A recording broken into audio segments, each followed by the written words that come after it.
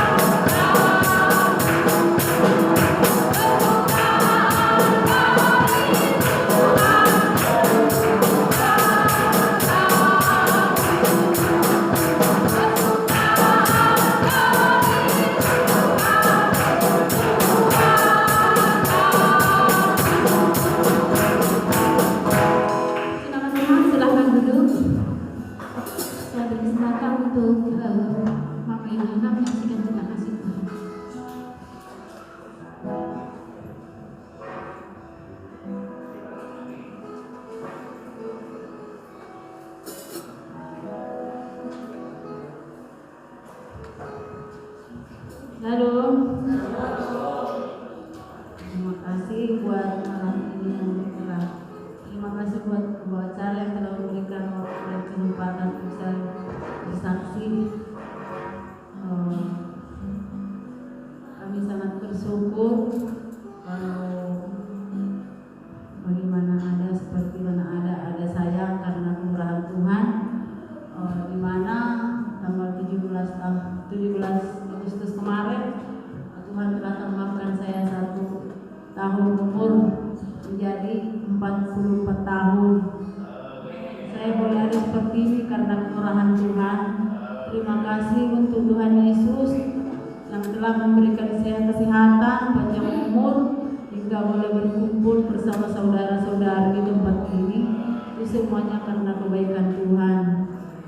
Saya juga bersyukur ya di mana sepanjang tahun ini Tuhan berikan keluarga kami kesehatan yang sangat luar biasa. Walaupun begitu banyak cobaan dan rintangan yang kami hadapi, semuanya Tuhan izinkan karena Tuhan itu baik kepada kami. Terima kasih untuk semuanya, Ibu Gembala dan Bapak Gembala yang tidak bosan-bosannya melakukan kami dalam doa ya. Memang dalam tahun ini saya memang kurang sehat juga. Mungkin Bapak Gembala sudah tahu sampai Ibu Gembala. Saya minta dukungan doanya selalu Pak, Bu, dan sidang jemaat semuanya supaya saya tetap dibawakan dalam doa karena saya yakin percaya doa orang benar akan besar kuasanya.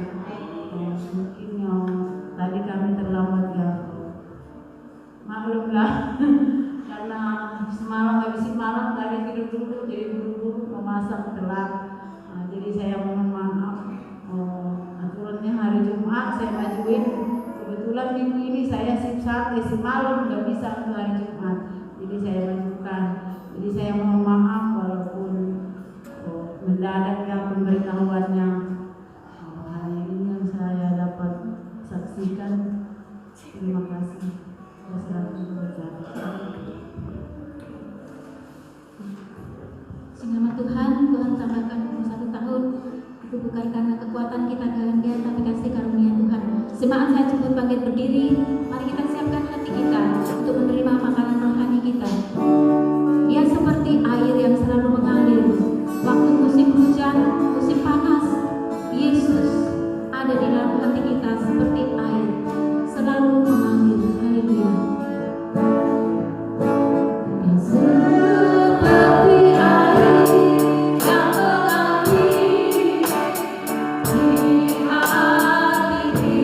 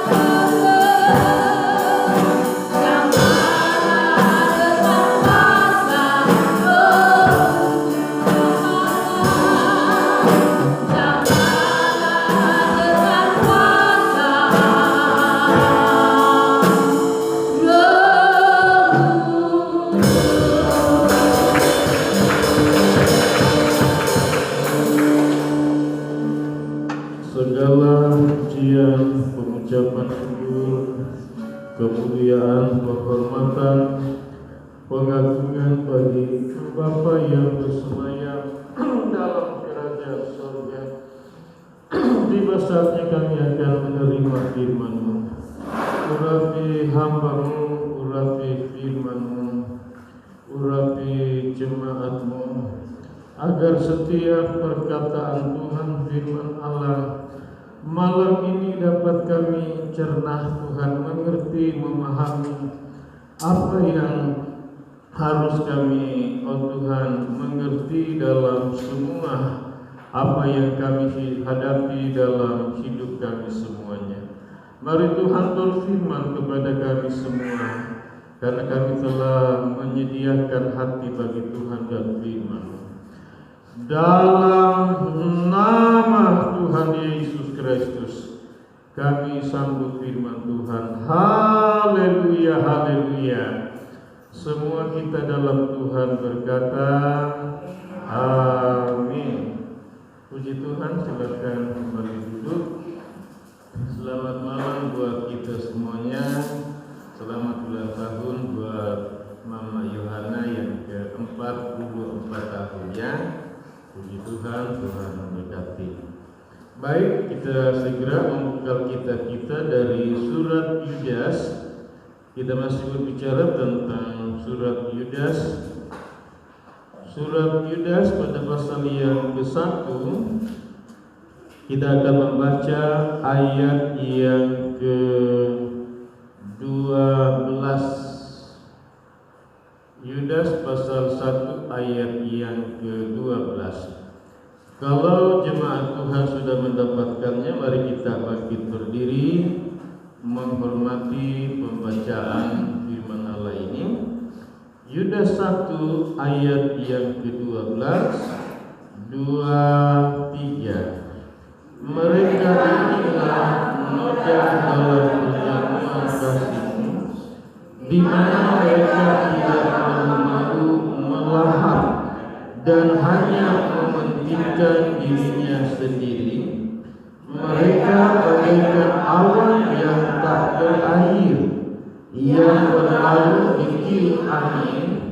Mereka bagaikan pohon-pohon dalam musim gugur, tidak menghasilkan buah. Pohon-pohon yang tergantung dengan akar-akarnya dan yang mati sama sekali.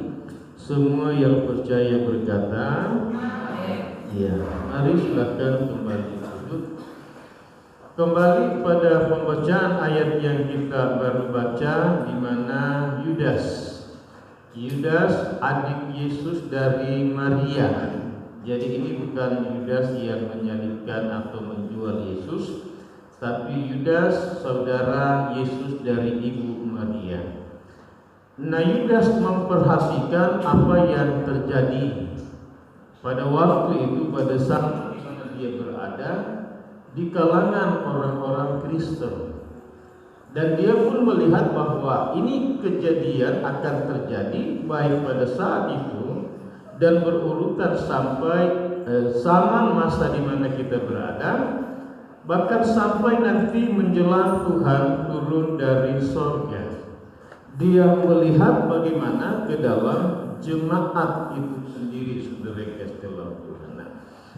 Di dalam jemaat saudara kasih dalam Tuhan yang ia lihat pada saat itu, saudara kasih, bagaimana kehidupan berjemaat itu, saudara.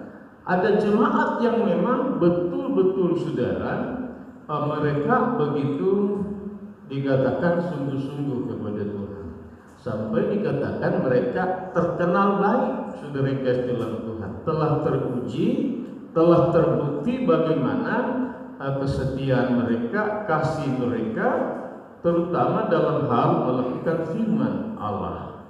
Namun saudara kasih dalam Tuhan, Yudas juga melihat, saudara kasih dalam Tuhan, bahwa di dalam jemaat yang ada pada saat itu, pada zaman itu, baik yang berkedudukan di Yerusalem, Yudea, Samaria, Asia dan seterusnya, saudara kasih dalam Tuhan, ternyata ketika mereka melakukan pertemuan ibadah seperti begini, contohnya begitu saudara. Lalu saudara yang kasih dalam Tuhan, ada perjamuan kasih, kemudian ada perjamuan kudus juga, begitu saudara yang kasih dalam Tuhan. Ternyata saudara yang kasih dalam Tuhan,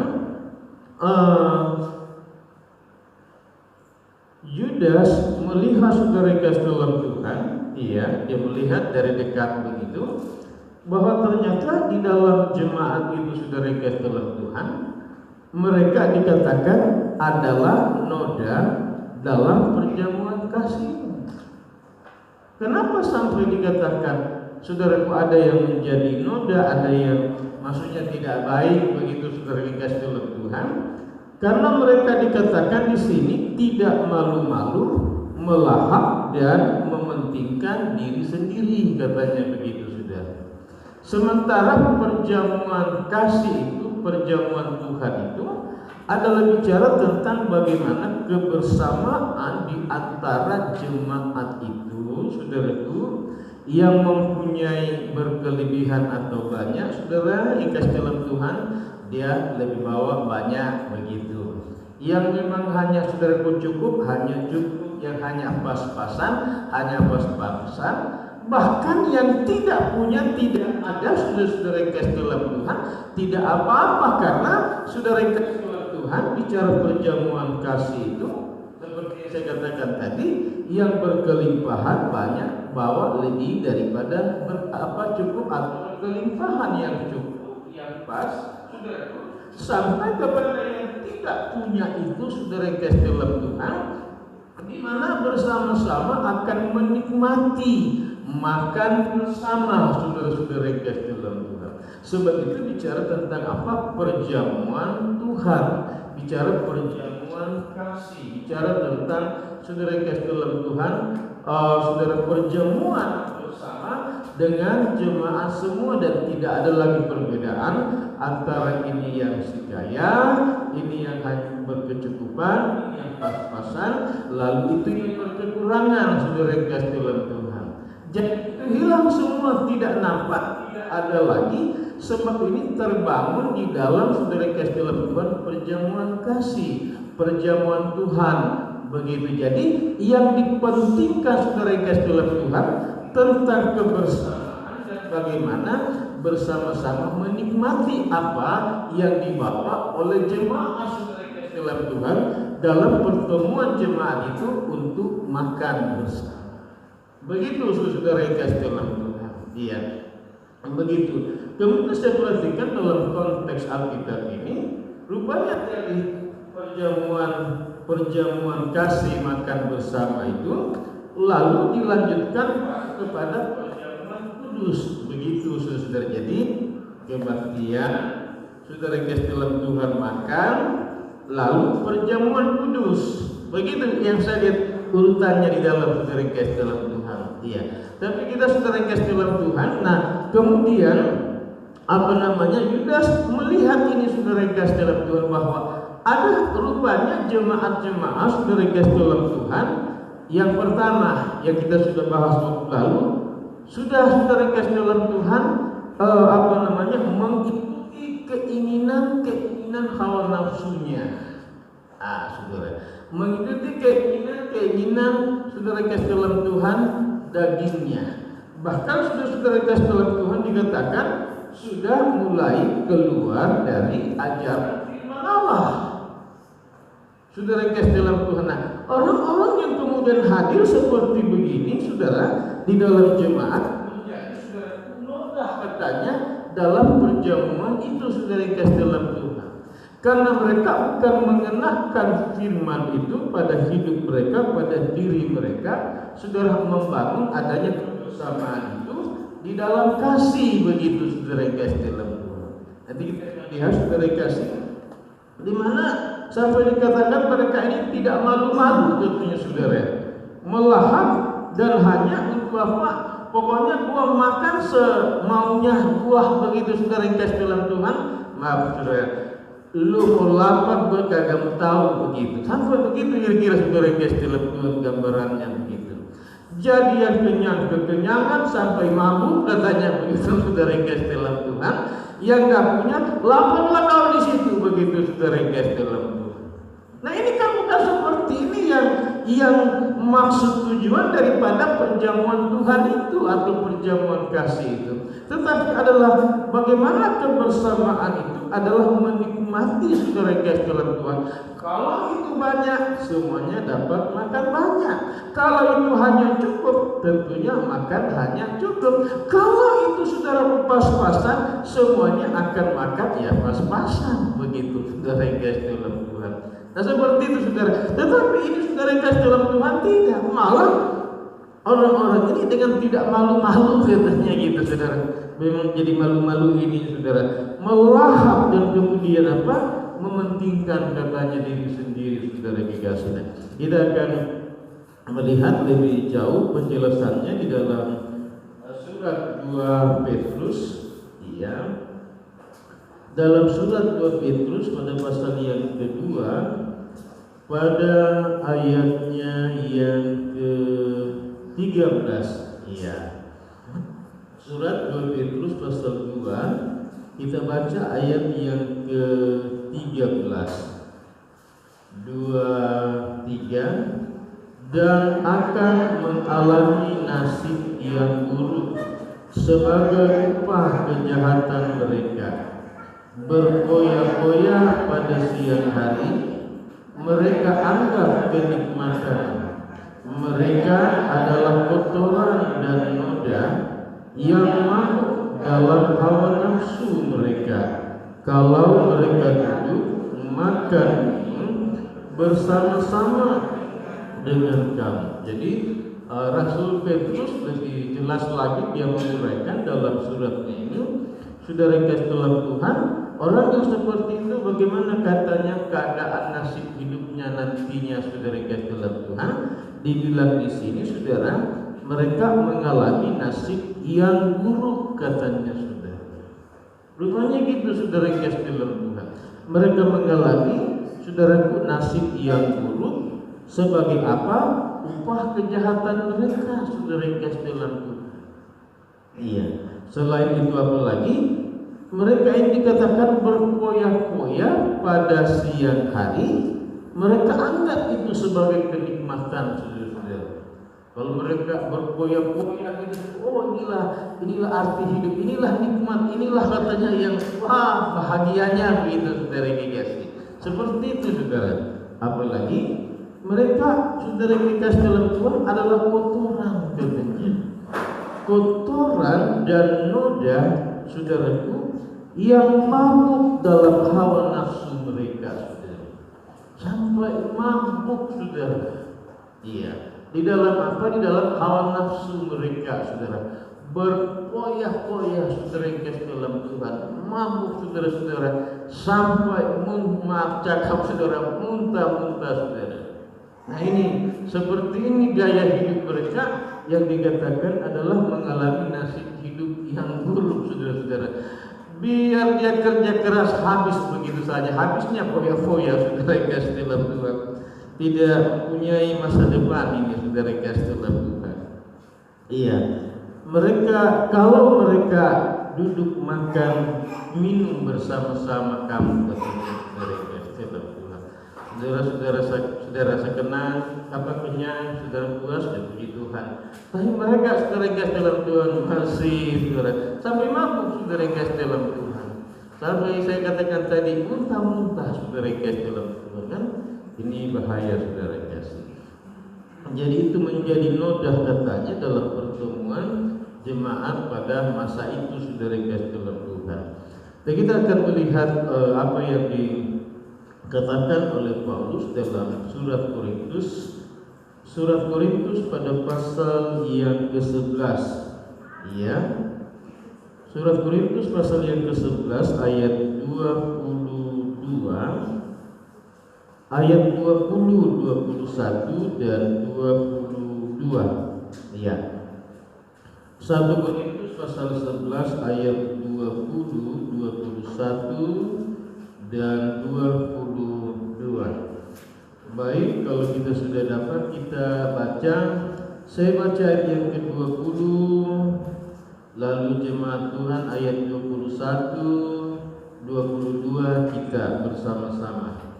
1 Korintus pasal 11 demikian, apabila kamu berkumpul, kamu bukanlah berkumpul untuk makan perjamuan Tuhan.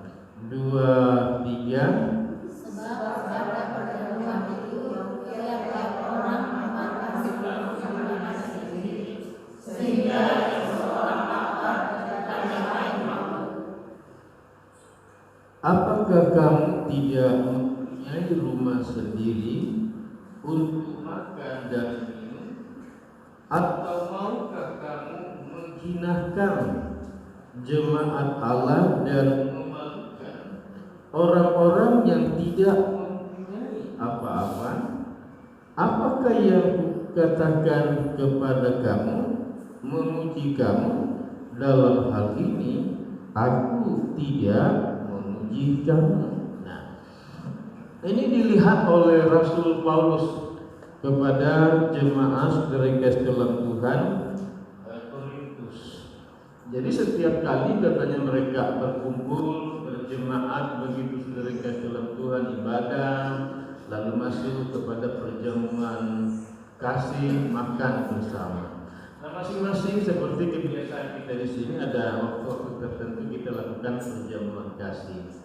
Jemaat membawa makanan masing-masing dari rumah. Nah, ini jemaat Korintus membawa makanan masing-masing dari rumah saudara. Ada yang bawa makanan banyak, ada juga yang saya bilang tadi cukup, ada juga yang pas-pasan, ada juga yang tidak bawa makanan. Kenapa? Karena tidak punya saudara yang kasih dalam Tuhan uang atau bahan makanan yang bisa diolah. Sementara saya bilang tadi kan jelaskan tadi bahwa perjamuan kasih itu, perjamuan Tuhan itu adalah bicara tentang kebersamaan. Disitulah dimana jemaat bersama-sama menikmati, mengumpulkan makanan itu bersama-sama, lalu berdoa, lalu makan saudaraku bersama. Nah, tapi yang terjadi di Korintus, saudara kasih dalam Tuhan justru keluar daripada pola cara perjamuan Tuhan yang sesungguhnya seperti yang terjadi dalam kisah para rasul itu. Memang di dalam kisah rasul itu, saudara kasih dalam Tuhan 3, 4 dan seterusnya itu diajarkan di situ saudara dalam pertemuan jemaat kata firman Allah saudara. Nah, tapi jemaat Korintus ini saudara kasih dalam Tuhan, saudara perhatikan tadi, apabila kamu berkumpul, kamu bukanlah berkumpul untuk makan perjamuan Tuhan katanya saudara. Tapi apa? Sebab pada perjamuan itu tiap-tiap orang memakan dahulu makanannya sendiri, sehingga yang seorang lapar dan yang lain mabuk. Kita boleh masuk kepada intinya. Jadi katanya jemaat Korintus ini ada yang bawa makanan banyak begitu. Tapi ini tidak dikumpulkan bersama di meja lalu dimakan bersama. Tapi yang bawa makan banyak saudara, dia makan saudara yang kasih dalam Tuhan sekenyang-kenyangnya sampai mabuk saudara yang kasih dalam Tuhan, sampai muntah-muntah saudara karena saking banyaknya. Saudaraku yang lain makan karena yang bawa saudaraku pas-pasan makan pas-pasan. Lalu saudara yang kasih dalam Tuhan yang tidak bawa makanan karena tidak punya saudaraku makanan, lapar saudara-saudara. Jadi kan ini aneh sekali saudara. Kita gambarkanlah saudara dalam ini kita saat ini contohnya. Umpamanya Mas Yusuf dengan Ibu Supini bawa makanan banyak sekali, makan dia sudah ini maaf yang contoh saja begitu saudara kasih dalam Tuhan, sampai mabuk sampai muntah-muntah. Lalu saudara kasih dalam Tuhan, umpamanya si Mama Yohan ini bawa pas-pasan suami istri anak makan saudara. Lalu saudara kasih dalam Tuhan, Pak Ahong saudara kasih dalam Tuhan di sana tidak bawa makanan karena tidak punya makanan saudara. Yang ini dia makan sampai mabuk, yang ini makannya pas, tapi yang di sana kelaparan saudara karena tidak ada makanan saudara. Kan aneh dalam pertemuan jemaat seperti itu, saudara. Itu yang terjadi di Korintus, saudara. Nah, ini dikatakan, saudara kasih dalam Tuhan, maaf cakap, Pak Yusuf ini, saudara kasih dalam Tuhan yang sudah muntah-muntah mau, ini menjadi noda, saudara, di dalam pertemuan jemaat seperti ini. Termasuk juga yang Mama Yohana ini, saudara kasih dalam Tuhan. Kenapa? Karena si Pak Ahok itu lapar, saudara-saudara. Iya, lapar, saudara. Ini apa artinya pertemuan jemaat seperti ini dalam perjamuan kasih, dalam perjamuan Tuhan? Ini noda katanya di dalam jemaat, saudara kasih dalam Tuhan. Iya. Lalu dibilang begini, saudara kasih dalam Tuhan. Apakah kamu tidak mempunyai rumah sendiri untuk makan dan minum, katanya, saudara. Nah, kalau mau makan secara berlebihan begitu, ya di rumah kamulah, katanya, kata Paulus begitu. Jangan di dalam pertemuan jemaat begitu, saudara-saudara kasih. Lalu dibilang apa? Atau maukah kamu menghinakan, saudara-saudara, jemaat Allah dan memalukan orang-orang yang tidak punya apa-apa, katanya. Apakah katanya kamu mau menghina jemaat Tuhan yang katakanlah seperti Pak Ahok itu tidak punya apa-apa gitu, saudara. Bukan saja menghinakan, tetapi juga mempermalukan gitu, saudara. Ada selalu memang miskin, katanya gitu, saudara. Jadi terjadi, saudara kasih dalam Tuhan, gap itu di dalam jemaat, saudara. Sementara tujuan daripada saya bilang tadi perjamuan Tuhan, perjamuan kasih itu adalah bersama-sama menikmati, saudaraku, berkat yang dibawa oleh jemaat dari rumah itu, saudara-saudara. Itu dia punya tujuan begitu, saudara kasih dalam Tuhan. Sambil makan bisa ngobrol dan bertukar pikiran, pengalaman dan seterusnya. Sebetulnya seperti itu, berbagi pengalaman, kesaksian, pengalaman hidup, saudara-saudara yang dikasihi. Nah, tapi ini justru dikatakan menghina, kemudian mempermalukan jemaat Tuhan yang tidak punya apa-apa. Saudara yang dikasihi dalam Tuhan, itu yang menjadi noda dalam pertemuan jemaat, saudara yang dikasihi dalam Tuhan. Ya. Kemudian, apakah atau bagaimanakah seharusnya kita sebagai jemaat Tuhan dalam, saudara yang dikasihi dalam Tuhan, membangun kebersamaan dalam perjamuan kasih dan perjamuan Tuhan itu, saudara kasih Tuhan. Masih dalam 1 Korintus pasal yang ke-11 ayat yang ke-33 dan 34. Iya.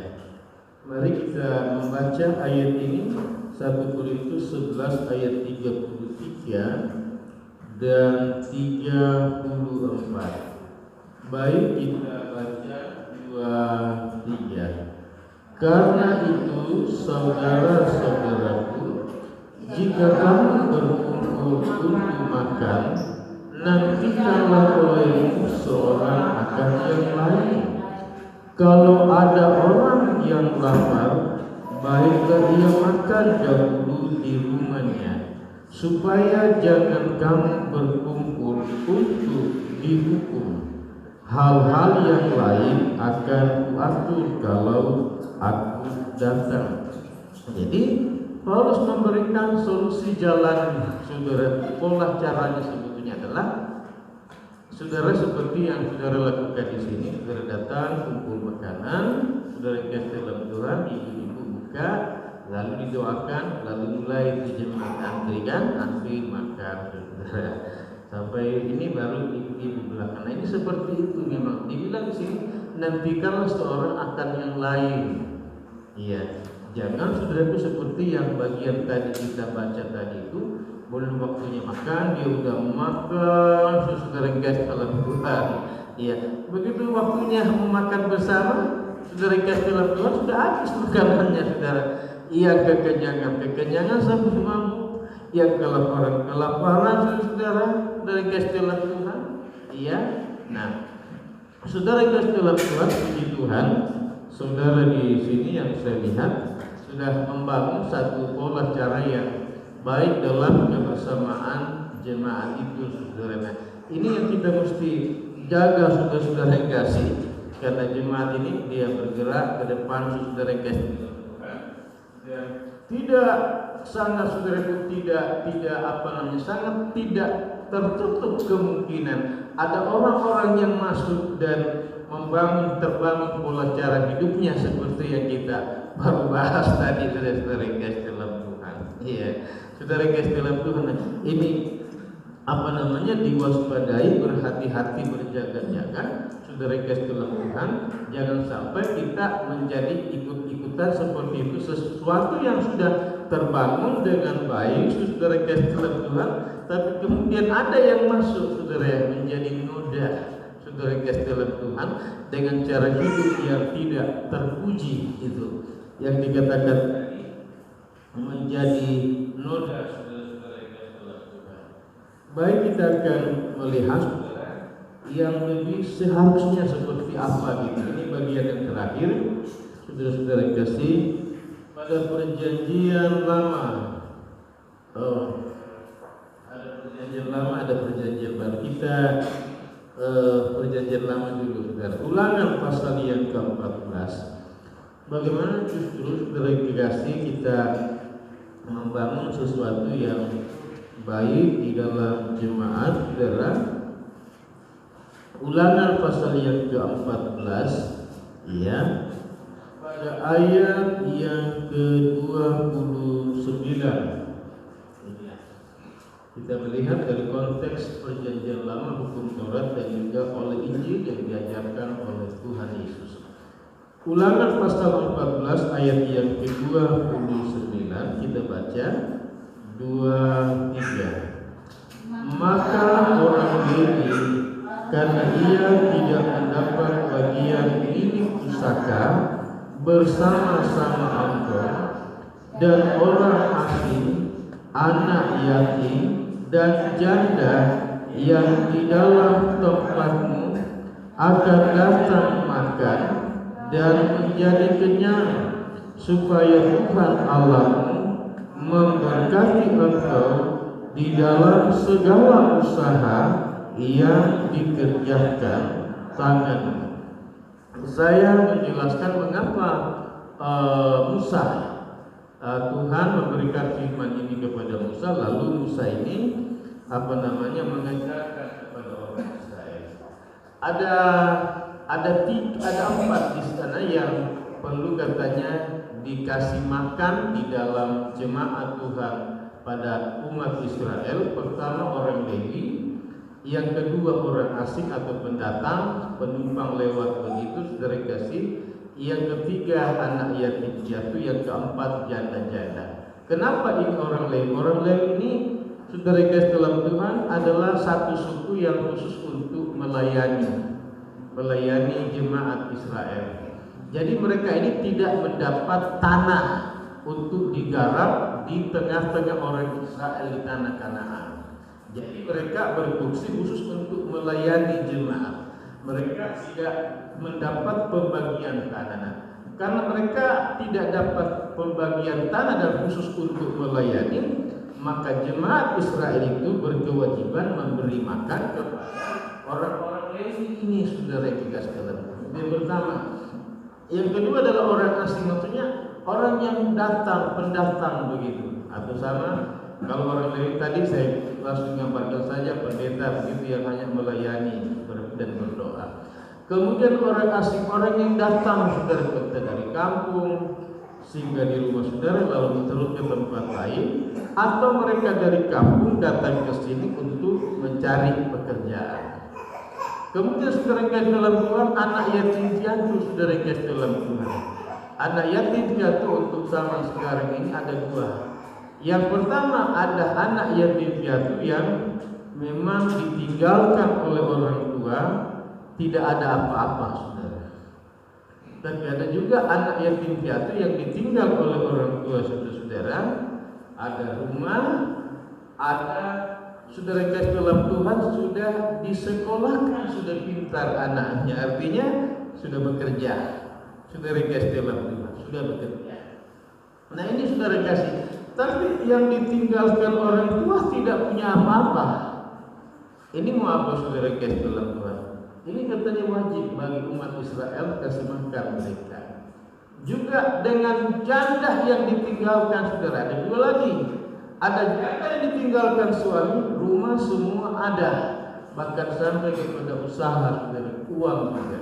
Tapi ada janda yang ditinggalkan suami saudara kasih dalam Tuhan, tidak ada apa-apa. Bahkan utang malah saudara kasih dalam Tuhan. Ada begitu saudara. Iya. Nah, janda yang tidak ada saudara pegangan hidup ini ditinggal oleh suami, jemaat Israel wajib kasih makan kepada mereka. Nah, kalau memberi makan kepada orang Lewi, pendeta hamba Tuhan, kemudian orang yang datang dari kampung numpang ini cari pekerjaan kebetulan ke tempat lain, saudara kasih dalam Tuhan, janda dan yatim yang tidak ada apa-apa saudara. Maka dibilang oleh firman Tuhan, supaya Tuhan Allahmu memberkati engkau di dalam segala usahamu yang dikerjakan tanganmu. Jadi saudara kasih dalam Tuhan, rupanya orang Israel yang memberi makan kepada orang suku Lewi yang melayani itu, kepada orang asing pendatang begitu saudara, kepada janda miskin dan anak yatim piatu miskin, maka apa kata Tuhan saudara? Maka Tuhan Allahmu akan memberkati engkau dalam segala usaha yang dikerjakan oleh tanganmu. Seperti itu saudara yang dikasih. Kita lihat ini yang terakhir sudah, Lukas pasal 14 saudara yang dikasih dalam Tuhan. Lukas pasal 14 ayat yang ke-13 dan ayat yang ke-14. Iya. Baik, kalau kita sudah dapat, kita akan baca ayat-ayat ini. Lukas pasal 14 ayat 13 dan 14. Iya. Baik, kita baca. Saya baca ayat 13, jemaat Tuhan baca ayat 14. Lukas 14 ayat 13 demikian. Tetapi apabila engkau mengadakan perjamuan, undanglah orang-orang miskin, orang-orang cacat, orang-orang lumpuh, dan orang-orang buta. 2, 3.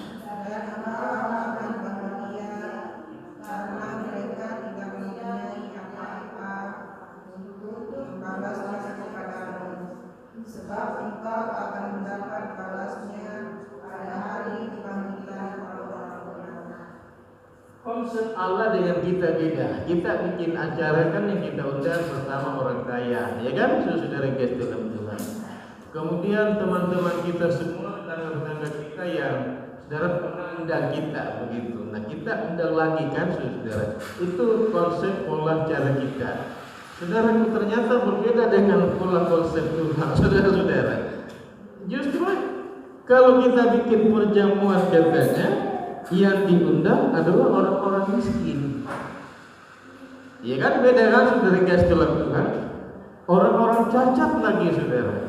Cacat itu ada yang ya, orang-orang yang cacat saudara. Apalagi katanya orang-orang lumpuh. Iya. Berikut lagi apa? Orang buta katanya saudara-saudara. Justru ini semua yang apa namanya? Yang tidak kita ingin. Ngapain orang buta? Nggak bisa. Saudara yang kasih dalam Tuhan ngebalas. Ngapain orang yang lumpuh? Ngapain orang yang cacat? Ngapain orang yang miskin? Emangnya dia mau kasih apa sama gua? Kan begitu bahasanya. Saudara yang kasih dalam Tuhan. Lu mau kasih apa sama gua? Orang miskin, orang buta, orang lumpuh, orang buta, saudara-saudara yang kasih dalam Tuhan, orang miskin. Iya, itu saudara-saudara kasih. Tapi Tuhan bilang kalau kamu bikin perjamuan, undanglah justru orang yang miskin, orang yang cacat, orang yang lumpuh, orang yang buta. Iya.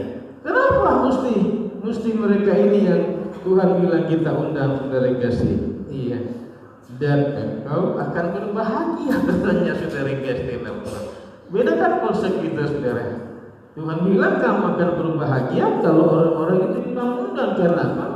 Karena mereka tidak mempunyai apa-apa untuk balas kepadamu, katanya saudara kasih dalam Tuhan. Sebab apa?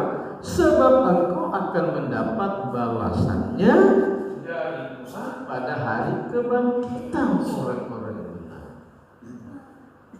Justru kalau kita saudaraku buat mereka adalah kita berbahagia katanya, karena kita akan terima nanti daripada Tuhan. Bukan di sini, bukan di dunia, pada waktu hari kebangkitan dan penghakiman. Justru di situ saudara kasih. Sementara pola konsep kita dan yang sudah terpola pada dunia umumnya, ya mesti orang kaya supaya apa? Saudara kasih dalam Tuhan, amplopnya banyak, ya kan gede begitu saudara kasih dalam Tuhan. Jadi kasih orang itu cepet, dikasih lagi sama gua cepet gitu kira-kira kan saudara kasih dalam Tuhan. Dulu gua kasih 50 gocap, dia balas lagi gocap saudara. Perjamuan macam ini saudara kasih dalam Tuhan tidak ada apa-apanya. Kenapa? Karena apa yang kita beri, kita terima kembali saudara kasih dalam Tuhan. Tidak ada saudara kasih dalam Tuhan sesuatu. Malah kalau saudara baca di ayat atasnya itu Tuhan bilang jangan undang orang-orang itu katanya saudara kasih dalam Tuhan. Kenapa? Nggak perlu, karena apa? Punya makan banyak, punya semuanya, dia ngapain undang? Sementara yang butuh itu adalah orang-orang buta katanya, orang-orang miskin, orang-orang lumpuh, orang-orang cacat katanya saudara-saudara. Karena mereka miskin, cacat, buta, lumpuh, tidak bisa balas kepada kita, maka pembalasan itu adalah dari Tuhan kepada kita, saudara yang kasih. Nah, inilah sebetulnya pola cara perjamuan yang sebenarnya dan sesungguhnya, saudara. Iya. Baik, puji Tuhan, Tuhan tolong kita semua saudara kasih dalam Tuhan untuk mengerti saudara kasih, ya konsep atau pola cara Tuhan saudara kasih dalam Tuhan dalam hal soal perjamuan saudara kasih dalam Tuhan. Yang pertama tentang kebersamaan itu sendiri saudara kasih dalam Tuhan. Nah, yang kedua saudara kasih dalam Tuhan, ternyata Tuhan mengarahkan kita pada konsep Allah dalam hukum Taurat perjanjian lama kepada orang Lewi, kepada orang asing, kepada janda, kepada yatim piatu. Dalam perjanjian baru mereka dalam Tuhan diajarkan orang miskin, orang lumpuh, orang buta, orang cacat. Plus juga saudara kasih Tuhan seperti yang saya sampaikan dalam surat Yakobus kepada anak-anak yatim piatu, janda-janda saudaraku dalam kesusahan mereka, dalam penderitaan mereka, kata firman Tuhan. Haleluya, puji Tuhan, kita dudukkan bagi baik, mari kita dudukkan. Kita nyanyi pujian yang berkata, aku mengasihi engkau.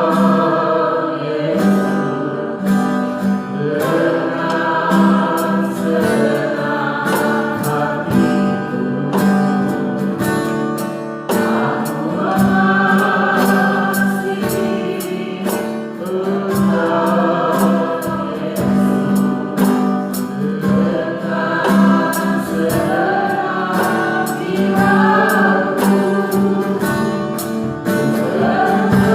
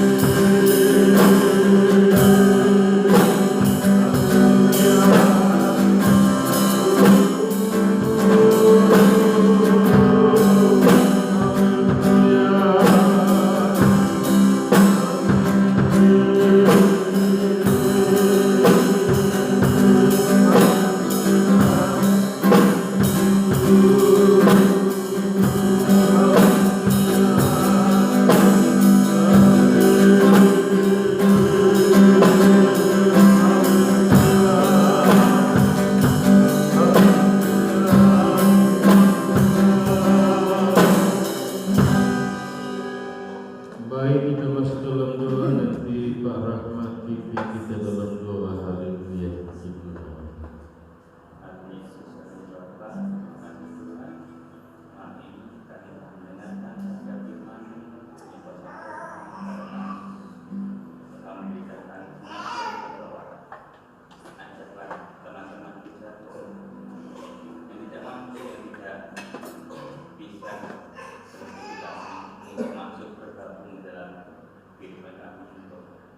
bersama-sama menikmati dan menghargai kasih itu.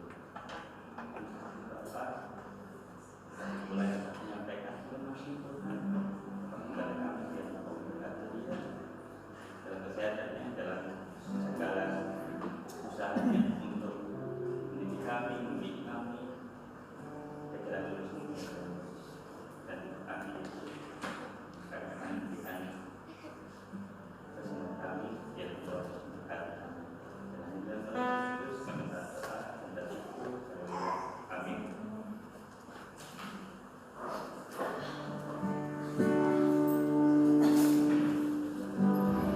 Kita mengucapkan persembahan kita mengucapkan Yesus kekuatan. Yesus, Yesus kekuatanku dalam hidup.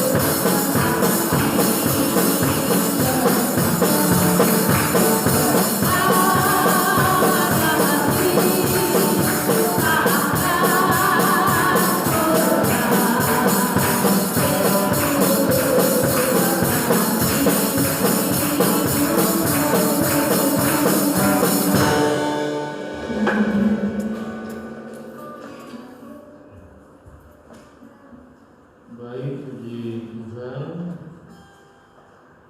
Pengumuman untuk hari Rabu kebaktian di keluarga Mama Ergo ya.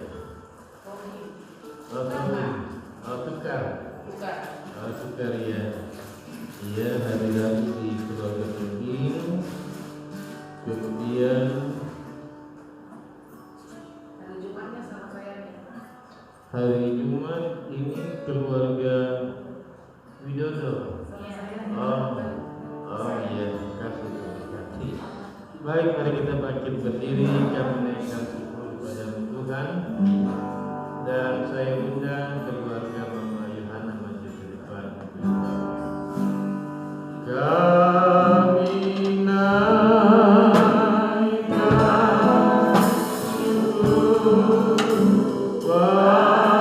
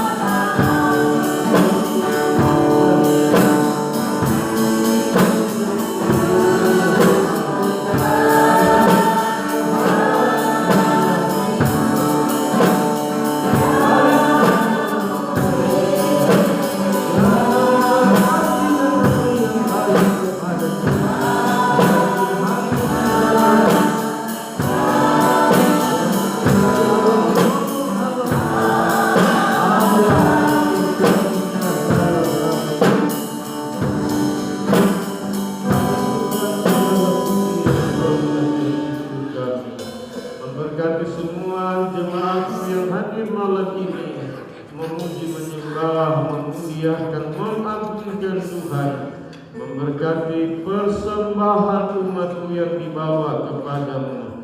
Tuhan yang memberkati semua pekerjaan, usaha, oh Tuhan, bapak-bapak rumah tangga, ibu-ibu rumah tangga, orang-orang muda Tuhan, baik yang bekerja Tuhan di rumah, di warung, pasar, toko, di perusahaan, pabrik, industri Tuhan, biro jasa, di kapal, di laut Tuhan, semua pekerjaan umat-Mu Tuhan memberkati Bapa, dan juga Tuhan dalam pendidikan sekolah, perkuliahan umat-Mu Tuhan memberkati Bapa. Bapa, terima kasih. Sebentar umat-Mu akan pulang ke rumah, Tuhan menyertai, menolong, melindungi, oh Tuhan. Semua beban persoalan dalam pekerjaan, dalam usaha, dalam rumah tangga, dalam hal apapun, semua kami bawa di hadapan-Mu malam ini Bapa. Ulurkanlah tangan-Mu atas umat-Mu di dalam nama Tuhan Yesus Kristus. Berikanlah mereka semua kelegaan, beri damai sejahtera, pertolongan yang daripada Bapa. Dalam nama Tuhan Yesus kami berdoa dan mengucap syukur. Jemaat Tuhan, marilah kita semuanya mengarahkan segenap hati kepada Tuhan, dan terimalah segala rahmat berkat daripada Allah Bapa, kasih karunia, cinta kasih sayang Tuhan Yesus Kristus, serta persekutuan, kekuatan baru, damai sejahtera, sukacita, penghiburan, dan pengurapan baru daripada Allah Roh Kudus. Tuhan Yesus memberkati dan melindungi seluruh jemaat Tuhan. Amin.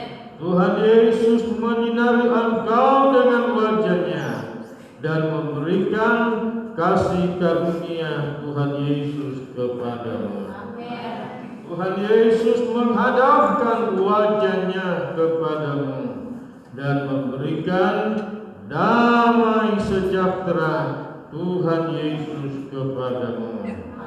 Mulai malam hari ini, besok, lusa, dan sampai selama-lamanya hingga Maranatha, Tuhan Yesus turun dari surga menyongsong kita semuanya di awan-awan angkasa indah permai. Dalam nama Allah Bapa, Putra dan Roh Kudus, Tuhan Yesus Kristus. Haleluya, haleluya. Bapa, terima kasih.